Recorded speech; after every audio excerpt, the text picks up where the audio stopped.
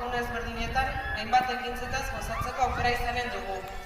Festari hasiera goizeko 11etan emango zaio San Miguel enparantzan, eta bertan eskola guztietako kideek euskeraz bizi nahi dut flashmobean parte hartuko dute, eta denak zaudete dantzatzera gonbidatuta.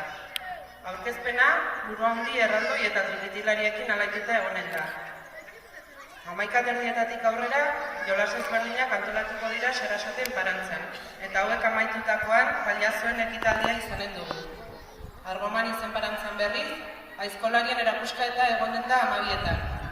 Honetaz gain, goiz guztian zehar tailerrak eta txikienentzako puzgarriak egonen dira. Egunari ordu bitardiak aldera emanen diogu agurra bazkari eder batekin. Eta hau dena zertarako? Eskola herritarra garelako. Porque somos una escola pública. Eleanitza euskalduna. Multilingual with Basque identity.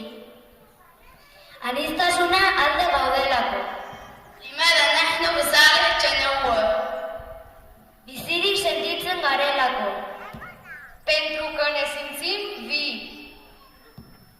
Maiatzaren 9 denok olaztira.